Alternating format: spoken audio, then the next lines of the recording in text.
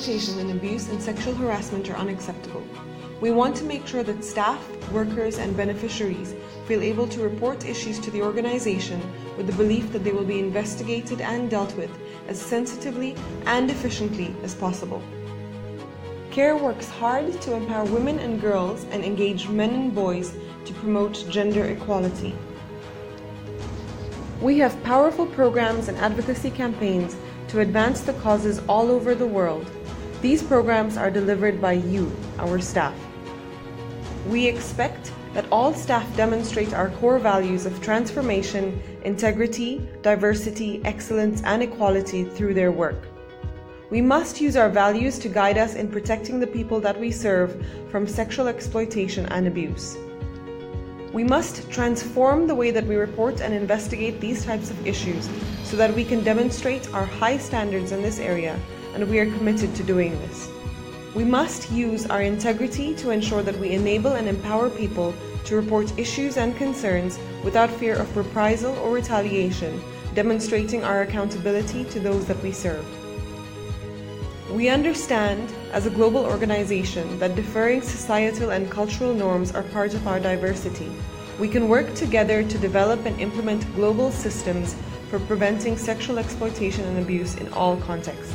Our aim is to ensure that there are no barriers to reporting these issues, that there are no repercussions, and that staff, workers, and program participants achieve equality of response in reporting and investigation of these issues.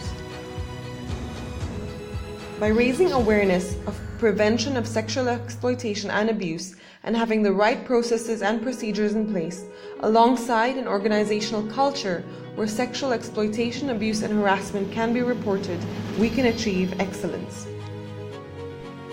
Sexual exploitation, abuse, and harassment can be reported through the care line at care.ethicspoint.com. We are working to ensure that EthicsPoint is available in multiple languages. This report will go through headquarters and can be anonymous.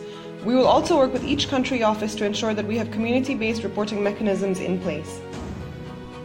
You can also submit a complaint through People and Culture, whether through the HR Service Center, any member on the People and Culture Senior Management Team, or the General Counsel. So what are we planning to do? Initial awareness raising has started, and initial training will also start immediately. You will receive up-to-date information on how to report a complaint of sexual harassment or sexual exploitation and abuse through the care line. Staff will be expected to complete specific modules on PSEA, which are available on Care Academy. These are Introduction to Sexual Exploitation and Abuse and Workplace Harassment. At the moment, we are focusing on care headquarters and international staff so that we can respond quickly. We are aware that we need to translate materials for all staff, and we're developing translated materials for the next phase of communication to all of our national staff. We have revised some of our recruitment practices, and we're looking at how we can implement these changes across our offices.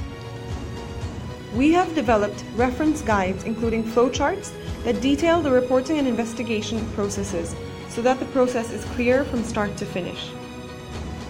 These will be shared with all staff at headquarters and internationally based as soon as they're signed off, so that you understand what happens at each step of the process. We are also working on having these in multiple languages. We are currently developing a team structure to deal with reports of sexual exploitation and abuse, as we anticipate that reporting will rise as awareness is raised. If you have any questions about next steps, please contact your HR or PSEA focal point. Let us join together to fight sexual exploitation and abuse in our midst. Join us and let's get going.